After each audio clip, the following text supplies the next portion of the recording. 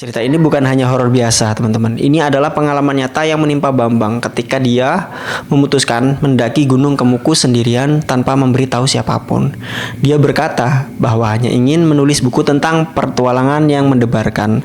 Tapi yang ditemukan di gunung itu bukan petualangan biasa. Sebelum mulai mendengarkan cerita lengkapnya, saya ingin teman-teman untuk mensubscribe dan juga menyatikan notifikasi ya supaya dapat pemberitahuan baru kalau misalnya saya mengupload cerita-cerita horor seperti ini. Nah, langsung aja yuk kita masuk ke ceritanya.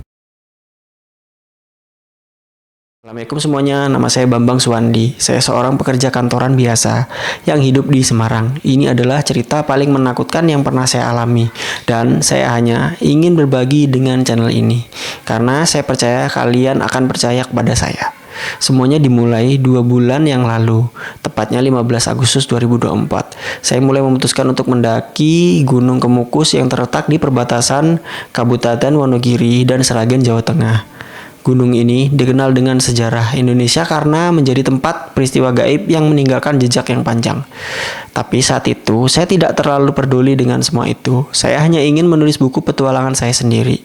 Saya berangkat pada hari Jumat pagi sekitar pukul 6 pagi. Transportasi pertama saya adalah bus dari Semarang ke Wonogiri yang memakan waktu sekitar 3 jam. Sesampainya di Wonogiri, saya langsung naik ojek ke base camp Gunung Kemukus yang terletak di desa kecil bernama Ngrowo. Sang ojek, seorang bapak berusia sekitar 50-an, tampak ragu ketika saya mengatakan bahwa saya akan mendaki sendirian. Mas, tidak ada yang daki sendirian loh di gunung ini, katanya sambil membetulkan helmnya. Apalagi hari ini, hari Jumat. Banyak yang percaya hari ini adalah hari yang berpengaruh untuk hal-hal tertentu di gunung itu. Saya hanya tertawa menganggap itu hanya omong kosong semata. Saya berterima kasih kepadanya dan memberikan tips yang cukup besar. Setelah sampai di base camp yang sebenarnya hanya sebuah rumah makan kecil dengan warung sederhana, saya mulai mempersiapkan perlengkapan saya. Pukul 9 pagi, saya mulai pendakian pertama saya. Jalur menuju puncak Gunung Kemukus sebenarnya cukup mudah dibandingkan dengan gunung-gunung lain di Jawa Tengah. Tingginya hanya sekitar 1025 meter dan waktu tempuh ke puncak hanya sekitar 3 jaman.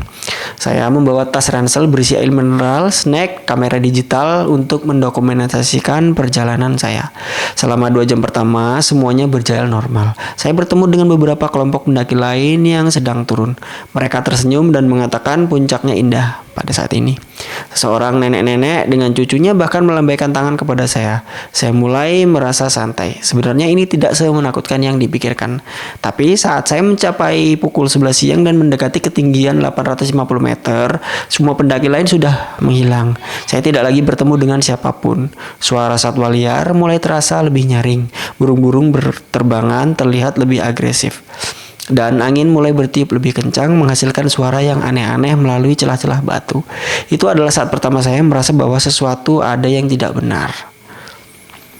Tanda-tanda pertama. Saya terus naik meskipun perasaan tidak nyaman itu terus bersarang di dada saya. Ketika saya mencapai salah satu titik istirahat sekitar 900 meter, saya memutuskan untuk duduk dan minum air mineral. Saat itu, saya baru menyadari sesuatu yang sangat aneh. Semua pendaki yang saya temui sebelumnya mengatakan puncaknya sangat indah. Tapi tidak satu pun dari mereka yang berbicara atau membicarakan pendakian dengan cerita. Mereka semua terlihat buru-buru dan senyum mereka terkesan seperti dibuat-buat. Sambil duduk di batu yang besar, saya mulai membaca catatan lokal tentang Gunung Kemukus yang saya simpan di ponsel saya. Saya baru tahu bahwa Gunung Kemukus memiliki sejarah panjang yang sangat gelap. Jadi pada tahun 1950-an, ada cerita tentang seorang perempuan misterius yang muncul dan menghilang di puncak gunung ini. Dia dikatakan merupakan penunggu gunung yang mencari mahkota emas yang hilang di zaman dahulu. Legenda lokal mengatakan bahwa dia tidak akan pernah pergi selama mahkota itu belum ditemukan. Saya mulai tertawa sendiri membaca cerita-cerita itu. Bahkan saat itu, saya masih tidak percaya. Tapi saya salah, saya sangat salah. Ketika saya melanjutkan pendakian menuju ke 1000 meter, cahaya matahari tiba-tiba berubah. Saya tahu ini terdengar gila, tapi warnanya berubah dari kuning emas menjadi merah keputihan. Seakan-akan matahari sedang terhalang sesuatu yang tidak terlihat. Saya melihat ke langit, tapi langit sangat jernih. Tidak ada awan sama sekali, hanya cahaya yang berubah warna. Tapi itu adalah saat pertama saya mendengar suara. Suara tersebut seperti bisikan perempuan, sangat jauh dan juga sangat samar. Saya tidak bisa menangkap kata-katanya dengan jelas, tapi intonasinya seperti suaranya terasa sedih, sangat sedih dan penuh kerinduan. Saya berhenti berjalan dan mendengarkan dengan teliti. Suara itu datang dari arah puncak, dari atas. Saya mencoba mengabaikannya dan terus naik, tapi bisikan itu semakin keras, semakin dekat dan semakin jelas. "Mengapa kamu datang kemari?" Suara itu berkata dalam bahasa Jawa kuno. Saya tahu bahwa ibu saya adalah orang Jawa yang sering mengajarkan bahasa daerah, makanya saya paham apa yang dia ucapkan. "Mengapa kamu datang ke rumahku?" Saya berhenti berjalan, dada saya mulai berdetak cukup kencang. Saya bisa merasakan adrenalin membanjiri tubuh saya. Saya membalikan badan dan mencari sumber suara itu. Tapi saya tidak melihat apapun, hanya pohon-pohon, bebatuan, dan semak-semak kosong. "Halo?" Saya coba menjawab dengan suara yang gemetar. "Siapa Anda?" "Saya hanya sedang mendaki," kata saya. Bisikan itu berhenti, semuanya menjadi sunyi total. Bahkan burung-burung juga berhenti bernyanyi, angin pun berhenti bertiup. Itu adalah kesunyian yang paling menakutkan yang pernah saya alami. Kesunyian yang seakan-akan alam sendiri juga sedang menahan nafasnya. Kemudian dari kejauhan, saya mendengar suara langkah kaki. Tapi langkah itu terdengar seperti langkah manusia normal. Suara itu seakan-akan datang dari semua arah sekaligus. Dari depan, dari belakang, samping, bahkan berdatang dari bawah tanah. Saya mulai berlari, saya tidak peduli lagi dengan puncak atau dokumentasi. Saya hanya ingin menjauh dari suara itu. Kejadian mendebarkan di ketinggian. Saya berlari naik sambil membawa tas saya. Napas saya terburu-buru, kaki saya seakan lemah, tapi saya terus paksakan untuk berlari. Saya bisa mendengar suara langkah itu terus mengikuti saya, tidak jauh di belakang, bahkan terasa sangat dekat, sedekat napas seseorang yang ada di belakang punggung saya. Saya sudah berada di puncak Gunung Kemukus sekitar pukul 12 siang. Puncak itu sendiri merupakan sebuah dataran datar dengan beberapa batu besar yang sudah ditandai sebagai titik tertinggi. Ada juga tanda-tanda spiritual yang sudah tertanam di sana. Beberapa tali bendera berwarna-warni yang sudah sangat tua dan kotor, bunga-bunga yang sudah layu di beberapa sudut yang terlihat seperti sesajen. Tapi yang paling menakutkan adalah bahwa saya tidak sendiri di puncak itu.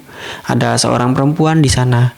Dia berdiri membelakangi saya menghadap ke arah lembah. Dia mengenakan pakaian putih yang sangat panjang dan terlihat sudah lama. Rambutnya panjang sampai ke bawah punggungnya, berwarna hitam legam. Dia tidak bergerak, dia hanya berdiri, diam dan sangat diam. Jantung saya hampir keluar dari dada. Saya tidak bisa bergerak, saya hanya bisa berdiri di tempat. Mencoba untuk bernapas tanpa membuat suara.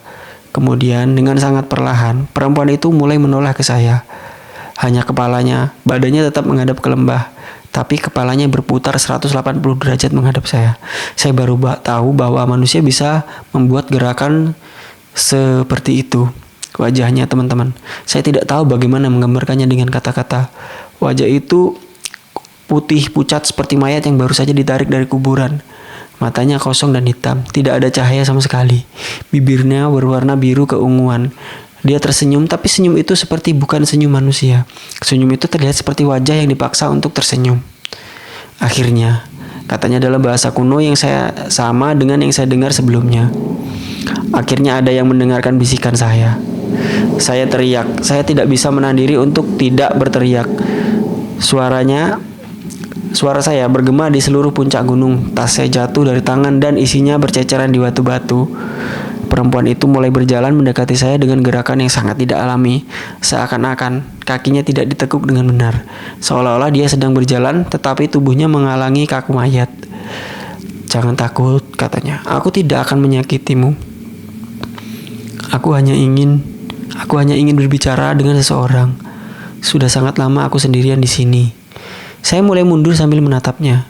Saya bisa melihat detail yang lebih jelas sekarang. Pakaiannya bukan putih biasa, tapi seperti yang terlihat pada tanah liat atau abu. Dia tidak mengeluarkan bau sama sekali. Yang ada awalnya saya anggap baik, tapi kemudian saya menyadari itu menakutkan. Setiap makhluk hidup memiliki bau, tapi dia tidak memiliki bau sama sekali. Siapa nama Anda?" Saya tanya dengan suara yang gemetaran. Dia berhenti jalan dan memiringkan kepalanya dengan cara yang sangat tidak alami. Aku adalah Putri Kemukus. Aku adalah penunggu. Aku telah menunggu selama 200 tahun untuk seseorang yang cukup berani sampai ke puncak sendirian tanpa khawatir. Saya terus mundur.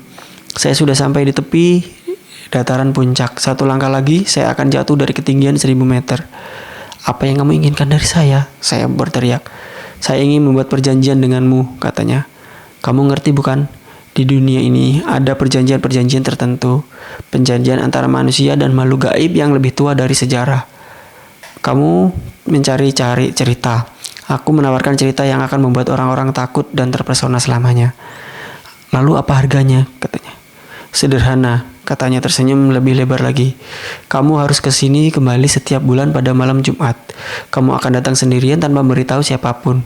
Dan kamu akan mendengarkan aku bercerita tentang kesunyianku selama 200 tahun ini. Saya merasa sesuatu yang hangat mengalir di celana saya. Saya tidak malu mengakui itu di saat itu. Tapi saya sangat takut beneran. Penyesalan dan konsekuensi. Tanpa berpikir, saya berlari. Saya berlari melewati Putri Kemukus. Dia tidak mencoba menghentikan saya secara fisik, tapi saya bisa merasakan kehadiran dinginnya ketika saya berlari di dekatnya. Suhu di sekitar tubuhnya mungkin bisa kurang lebih 20 derajat Celcius. Saya berlari turun dari puncak dengan kecepatan yang sangat berbahaya. Berkali-kali saya hampir jatuh. Saya terluka di beberapa tempat, tapi saya tidak peduli. Saya hanya ingin keluar dari gunung itu secepat mungkin.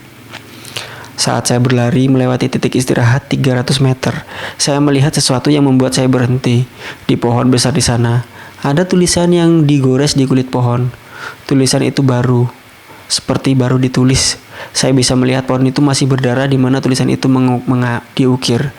Tulisannya berbunyi, "Pulangkan dia, jangan biarkan pergi."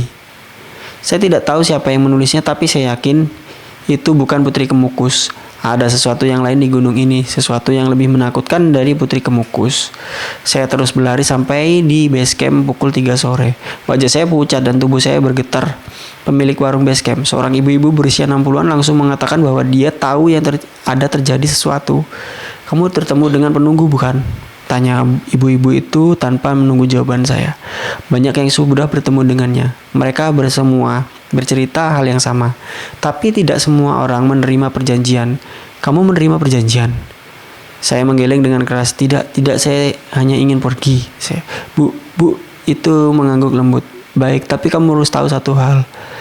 Putri Kemukus tidak suka ditolak. Dia akan mencari cara untuk membuat kamu menerima perjanjian itu. Entah melalui mimpi, kecelakaan, atau hal aneh lainnya."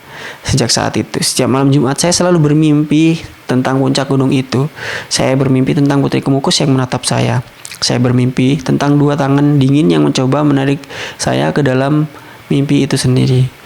2 minggu setelah pendakian itu, saya mengalami kecelakaan lalu lintas dan hampir fatal. Mobil saya terserempet oleh motor di persimpangan dan saya hampir terjun ke dalam sungai. Saya selamat, tapi polisi mengatakan bahwa itu adalah keajaiban. Seharusnya saya sudah meninggal di tempat itu.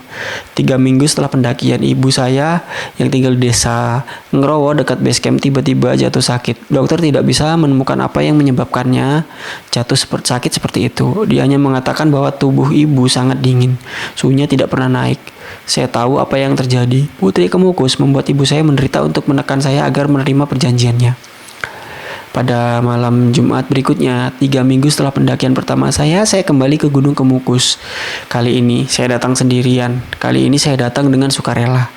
Ketika sampai di puncak, Putri Kemukus sudah menunggu saya di tempat yang sama. Kami duduk bersama-sama di batu besar sambil dia bercerita tentang kehidupannya selama 200 tahun. Dia bercerita tentang putri suatu kerajaan yang cintanya ditolak, tentang mahkota emas yang hilang, tentang kutukan yang dibuat oleh dukun kuno yang membuat dia terjebak di gunung itu selamanya. Saya telah kembali ke puncak Gunung Kemukus setiap malam Jumat sejak saat itu. Saya belum pernah menceritakan ini kepada siapapun sampai hari ini. Saya mengirimkan cerita ini kepada channel ini karena saya tidak tahu apa lagi yang harus dilakukan. Saya sedang terjebak dalam perjanjian dan makhluk gaib. Dan saya tidak tahu bagaimana caranya untuk keluar. Yang paling menakutkan adalah minggu depan adalah malam Jumat lagi. Dan saya harus pergi. Saya harus naik ke puncak Gunung Kemukus lagi. Apakah ada yang tahu bagaimana membatalkan perjanjian dengan penunggu gunung?